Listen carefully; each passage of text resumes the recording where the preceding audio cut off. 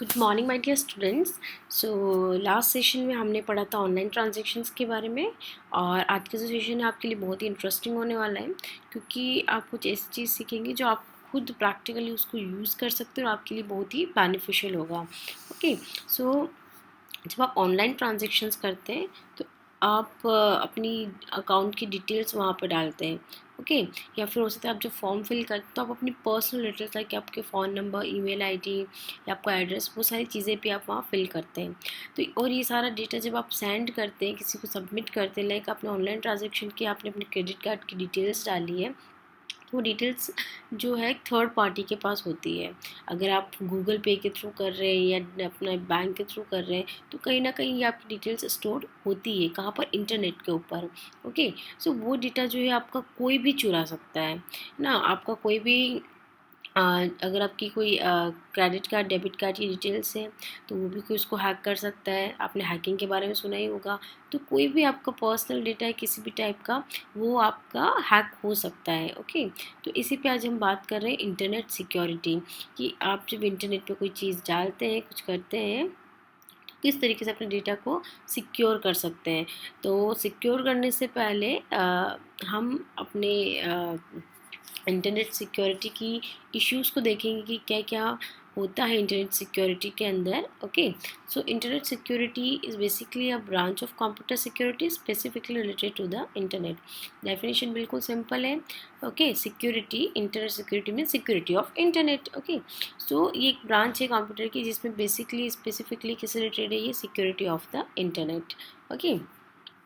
Now, its objective is to establish the rules and measures to use against attacks over the internet. Internet के ऊपर जो भी कोई attacks हो रहे हैं, तो वो अटैक्स जो प्रॉब्लम्स होती है उसकी क्या गाइडलाइंस बने हुए, क्या रूल्स एंड मेजर्स है जो हमें फॉलो करने चाहिए ताकि हम अपने इंटरनेट को या अपने डेटा को सिक्योर रख सकें।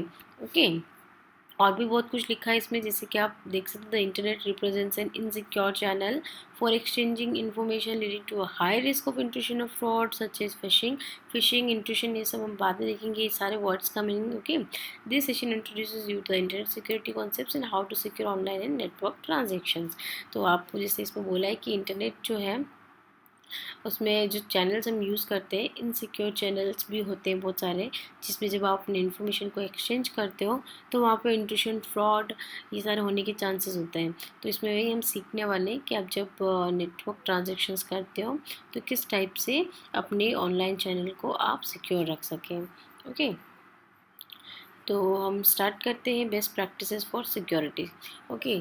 सो जो मेन था उस वो मैंने आपको बता दिया है। ओके। अब इसमें हम बात कर रहे हैं बेस्ट प्रैक्टिसेस फॉर सिक्योरिटी, कि सिक्योरिटी के लिए पहले कि क्या क्या प्रैक्टिसेस आपको करनी चाहिए, क्या क्या चीज़ें फॉलो करनी चाहिए। Okay. So first is use strong password. जब भी आपने देखा होगा आप किसी साइट पे, लाइक फेसबुक हो गया, इंस्टा हो गया, सब लोग सोशल मीडिया यूज़ करते हैं, तो सारे सोशल जो साइट्स हैं। ओके। या फिर आप कोई फॉर्म फिल कर रहे हैं किसी एग्ज़ाम के लिए, तो वहाँ पे हमेशा आपको क्या एक पासवर्ड फिल करना होता है, हर जगह आपका पासवर्ड मांगा जाता है। जो पासवर्ड का स्ट्रेंथ है वो स्ट्रॉन्ग होना चाहिए। ओके। अब आप अपने पासवर्ड को स्ट्रॉन्ग कैसे बनाएं, तो पासवर्ड को स्ट्रॉन्ग बनाने के लिए सबसे इम्पोर्टेंट होता है, आप जो पासवर्ड बना रहे हो उसमें alpha numeric and special characters को यूज़ करिए। Alpha numeric means alphabets and numeric values दोनों, उन दोनों को रखिए और साथ में स्पेशल कैरेक्टर्स को रखिए। इससे क्या होगा, आपका पासवर्ड जो है स्ट्रॉन्ग बनेगा और वो दूसरे यूज़र्स को या फिर जो हैकर्स होते हैं उनको क्रैक करने के लिए, उनको समझने के लिए थोड़ा सा टफ रहेगा, उसको गेस नहीं कर पाएंगे। ओके। बहुत लोग क्या करते हैं, अपने पासवर्ड्स को ऐसे सेट करते हैं, अपना निक नेम लिख लिया, अपने फ्रेंड्स का नाम लिख लिया, अपने फेवरेट कलर को लिख लिया, या अपने बाइक का नंबर डालते हैं, अपने मोबाइल का नंबर डाल देते हैं, है ना। तो ऐसे पासवर्ड जो है कोई भी इजीली गैस कर सकता है, और ये सबसे मेन रीज़न होता है कि आपका जो आईडी है वो इजीली हैक हो जाए। तो सबसे इम्पॉर्टेंट होता है आपके पासवर्ड को स्ट्रॉन्ग बनाना। ओके। First line. और पासवर्ड स्ट्रॉन्ग बनाने के लिए आपको क्या करना होगा, a combination of alphanumeric and special characters को यूज़ करना। हम देखेंगे ये एग्जाम्पल आगे कि किस तरीके से आप स्ट्रॉन्ग पासवर्ड बना सकते हैं एग्जाम्पल के through, alphanumeric and special characters का। ओके। तो आपने देखा भी होगा बहुत सारी वेबसाइट्स जो होती है वो एक आपको इस तरीके से स्ट्रेंथ मीटर भी प्रोवाइड करती है। ओके, पासवर्ड मीटर, जिसमें आप जैसे जैसे पासवर्ड डालते रहते हैं आपको यहाँ पे लाइन कभी देखा होगा आपने, दिखती रहती है। अगर आपने जैसे देखो सिर्फ सिंपल नंबर डाला 1 2 3 4 5 6 7 8 9, ओके, तो ये बहुत इजीली कोई भी गेस कर सकता है। तो पासवर्ड स्ट्रेंथ क्या आ रहा है इसका, वीक। तो साथ में आपको स्ट्रेंथ भी दिखाई जाता है, 3 टाइप्स होता है, वीक, फेयर एंड स्ट्रॉन्ग। कभी कभी फेयर की जगह मीडियम भी लिखा होता है बहुत सारी वेबसाइट्स पे, सबका अपना अपना तरीका होता है। ओके, सो अगर आपने ऐसे जस्ट नंबर डाला है तो क्या दिखा रहा है, वीक, यानी पासवर्ड स्ट्रेंथ बिल्कुल वीक है और कोई भी इसको गेस कर सकता है। अगर सिर्फ आपने फ़ोन नंबर डाला है तो ये फ़ोन नंबर है, एक सीक्वेंस नहीं है, एक सिंपल नंबर की 1 2 3 4 है वैसे, तो फेयर है ना, बट अभी भी अच्छा नहीं है। फिर आपका जैसे कि वापस एक फ़ोन नंबर ही डाला हुआ है लेकिन थोड़ा ईजीएस्ट फॉर्म है, तो भी पासवर्ड स्ट्रेंथ क्या आएगी आपकी, वीक। ओके, फिर आपने जैसे कि ये यूज़ किया है, इसमें आपने क्या यूज़ किया है, अल्फ़ा न्यूमेरिक कैरेक्टर्स। तो आप देख सकते हैं यहाँ पे कुछ नंबर्स है और कुछ कैरेक्टर्स है ना। तो इसका पासवर्ड स्ट्रेंथ कैसा है, स्ट्रॉन्ग, यानी कि आपने अल्फ़ा न्यूमेरिक कॉम्बिनेशन यूज़ किया, पासवर्ड स्ट्रेंथ ठीक है। Okay, and I am following the general guideline for managing strong passwords. अब स्ट्रॉन्ग पासवर्ड्स बनाने के लिए मैंने जैसे आपको बोला था, मैं आपको बताऊंगी कि क्या रूल्स आपको यूज़ करना है। सबसे फर्स्ट है, keep the length of the password at least 12 to 14 characters if permitted. अगर यहाँ पे आप 12 to 14 कैरेक्टर्स का पासवर्ड बना सकते हैं, इसमें जो यहाँ पे लिखा होता है मिनिमम ऑफ 8 कैरेक्टर्स, यानी मिनिमम 8 तो होने ही चाहिए। बहुत सारे साइड से मैक्सिमम की भी लिमिट रखते हैं, लाइक 10 11। अगर मैक्सिमम की कोई लिमिट नहीं है तो आप ट्राई करिए कि आपकी 12 से 14 कैरेक्टर्स का आप पासवर्ड बनाएं, इतना लेंथ होना चाहिए। Second is avoid keeping password based on reputation, dictionary words, letter और number sequences, user name, relatives और पार्टनर। जैसा कि मैंने अभी आपको कहा है, कोई सिंपल डिक्शनरी के वर्ड्स हो गए, या रिलेटिव की नेम्स, या आपके pet names, nick names, user names. Okay, इन सबको कभी अपना पासवर्ड नहीं बनाना चाहिए। फिर third is including numbers and symbols in passwords if allowed. आपको पासवर्ड के अंदर सिंबल्स एंड नंबर्स को इंक्लूड करना चाहिए अगर अलाउड है तो, और जनरली सारी वेबसाइट्स को अलाउ करती हुई कि इसी से हमारा पासवर्ड स्ट्रॉन्ग बनता है। तो नंबर्स एंड सिंबल्स, लाइक यहाँ पे हमने देखा नंबर्स, कैरेक्टर्स, और साथ में स्पेशल सिंबल्स होते हैं, special symbols like @ hashtag, underscore, space, ये सारा। Okay, then use capital and lower case letters. जो लेटर्स आप यूज़ कर रहे हैं, आपने सपोज अपना नाम लिख रहे हैं, बीच में फ़ोन नंबर डाल रहे हैं, तो आपका कॉम्बिनेशन ऐसा रखिए कि एक लेटर आप कैपिटल रख रहे हैं या कुछ लेटर्स आप स्मॉल रख रहे हैं, तो combination of capital and lower case letters. Avoid using the same password for multiple sites और पर्पसेस। ओके, और बहुत लोग क्या करते हैं, उनको पासवर्ड्स याद नहीं रहते, तो एक ही पासवर्ड को हर साइट पे डालते रहते हैं। लाइक फेसबुक के लिए भी वही पासवर्ड बना दिया, जीमेल के लिए भी वही पासवर्ड बना दिया, याहू के लिए भी सेम पासवर्ड बना दिया, या कहीं फॉर्म फिल कर रहे हैं उसमें पासवर्ड मांगा, उसमें भी वही पासवर्ड डाल दिया। तो कभी भी सेम पासवर्ड नहीं होना चाहिए मल्टीपल साइट्स के लिए। डिफरेंट डिफरेंट साइट्स के लिए ट्राई करिए कि आप डिफरेंट पासवर्ड्स रखें। और अगर आपको याद नहीं रहता तो अपनी मोबाइल में किसी डायरी, अपने जो नोट पैड्स होते हैं वहाँ पे उसको आप लिख के सेव करके रख सकते हैं। ओके, बट सेम पासवर्ड आपको मल्टीपल साइट्स के लिए यूज़ नहीं करना चाहिए। नेक्स्ट है आपका, avoid using something that the public और वर्कमेट्स नो यू स्ट्रांगली लाइक और डिसलाइक।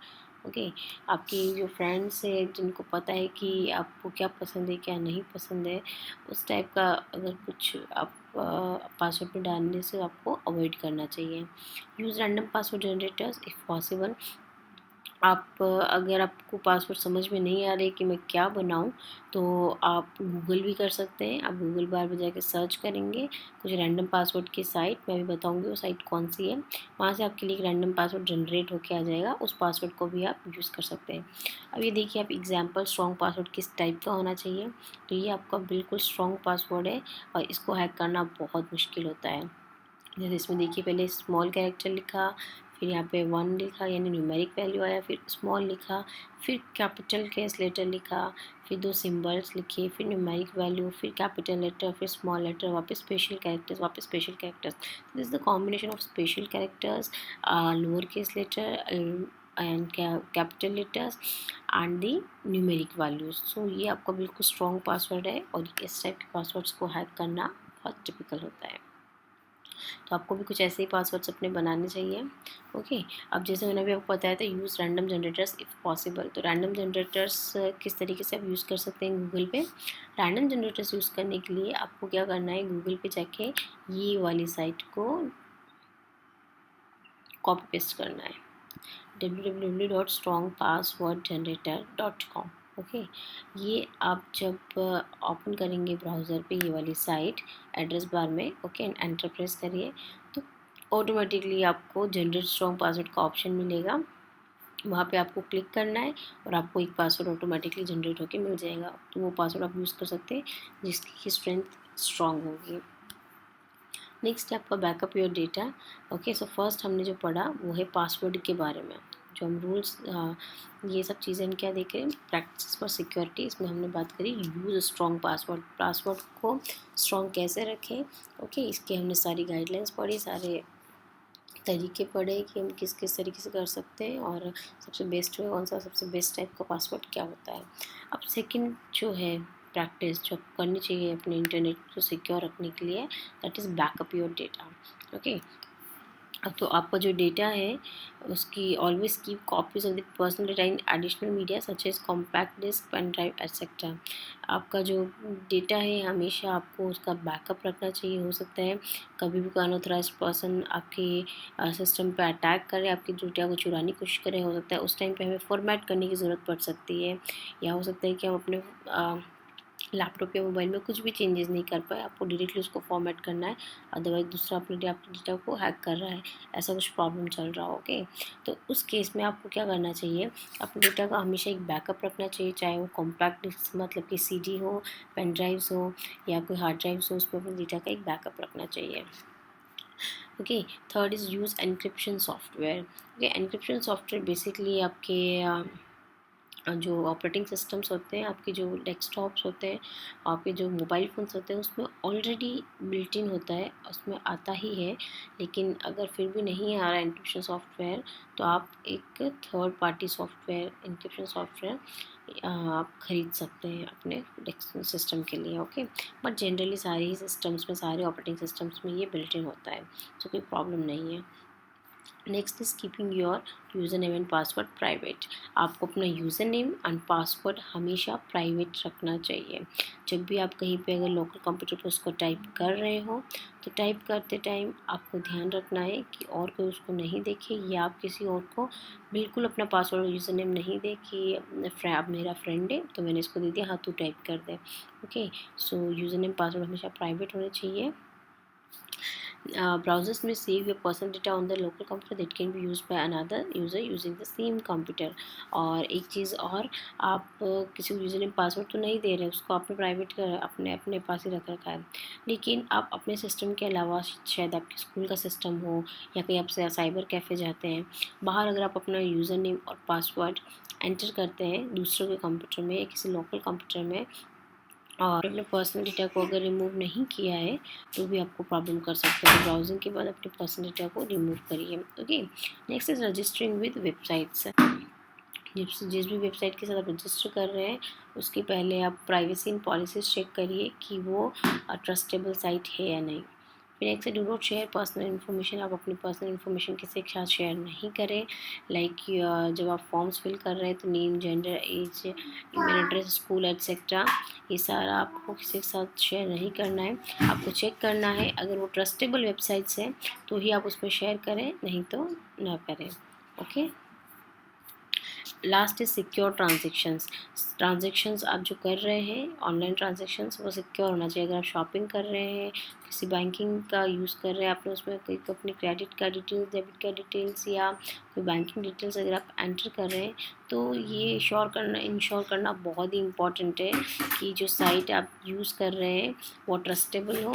ओके, और वो जो साइट्स है ट्रस्टेबल हो। अब आप कैसे चेक कर सकते हैं कि वो साइट्स ट्रस्टेबल है या नहीं, ओके, तो आप उसके लिए देख सकते हैं कि जो साइट आप एड्रेस बार में जो गूगल में डालते हैं साइट को और एंटर करते हैं, जब साइट ओपन होती है, जैसे कि आप यहाँ देख सकते हैं ये लॉक का साइन है और यह सिक्योर लिखा है, दैट मीन्स ये साइट जो है अपनी सिक्योर्ड है। तो आप इसके थ्रू चेक कर सकते हैं। अगर यहाँ ये साइन नहीं आ रहा है दैट मीन्स आपकी साइट जो है वो सिक्योर्ड नहीं है। ओके, फिर नेक्स्ट है आपका use antivirus and anti spyware softwares. बहुत टाइम ऐसा होता है कि अगर आपके लैपटॉप में या मोबाइल में एंटीवायरस सॉफ्टवेयर, आपके लैपटॉप में एंटीवायरस या एंटी स्पाई सॉफ्टवेयर नहीं है तो कुछ मैलवेयर्स होते हैं। मैलवेयर्स बेसिकली यही वायरसेस एंड स्पाईवेयर्स होते हैं जो आपके कंप्यूटर पर अटैक कर सकते हैं। ओके, अटैक का मतलब ऐसे सिंपल टर्म्स में जो हम बोलते हैं अटैक करना, वो नहीं होता है। बेसिकली जब आप कुछ डेटा वगैरह सर्च करते हैं वेबसाइट्स पे, तो आपका उस वेबसाइट, अगर वो वेबसाइट ट्रस्टेबल नहीं है फिर भी आपने उसको लिंक को ओपन कर दिया है, तो वो क्या करता है, एक वायरस जो है, सिंपली वायरस भी एक पीस ऑफ कोड होता है। ओके, वो आपके सिस्टम पे कॉपी कर देता है। कोड जो है एग्जीक्यूट होता है और जब भी आप कुछ ओपन करते हैं वो उसके साथ में एग्जीक्यूट होता है और आपके सिस्टम को के साथ प्रॉब्लम क्रिएट करता है। लाइक कभी आपका सिस्टम हैंग होता है, कभी ब्लिंक करता है। ओके, और स्पाईवेयर जो होते हैं वो क्या करते हैं कि अपने सिस्टम पे स्पाई करते हैं, यानी जासूसी करना एक टाइप से। आप जो भी कीज़ वगैरह एंटर कर रहे हैं कीबोर्ड पे, तो वो उसको स्पाई करते हैं कि आपने कौन सी की को प्रेस किया है। ओके, आपने क्या डेटा एंटर किया है, और ये सारी डेटा जो है कोई भी जो हैकर है वो उसको चुरा सकता है।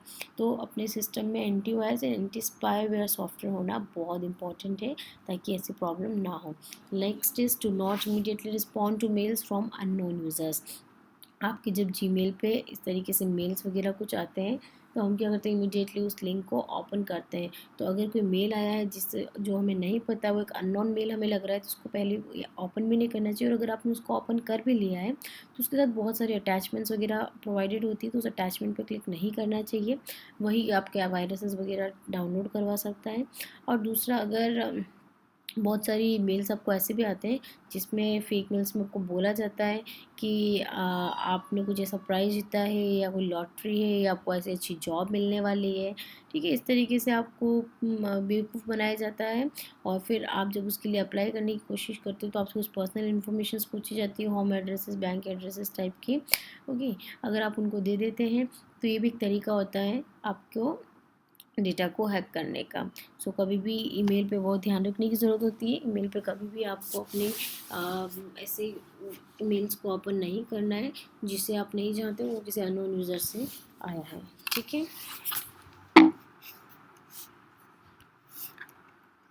Next clear browser data cookies frequently. आपकी जो ब्राउज़र कुकीज़ एंड डेटाज है उसको भी आपको फ्रिक्वेंटली उस हिस्ट्री को क्लियर करना चाहिए। और ये ब्राउज़र कुकीज़ को हम कैसे क्लियर करें ये भी मैं आपको नेक्स्ट टॉपिक में बताऊंगी।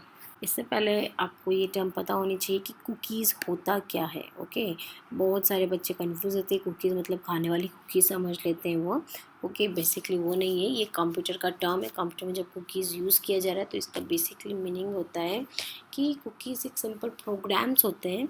ओके, जो कि आपके लोकल कंप्यूटर पे क्रिएट होते हैं जब भी आप कोई वेबसाइट विज़िट करते हैं। सपोज़ आपने गूगल पर कोई वेबसाइट विज़िट की है।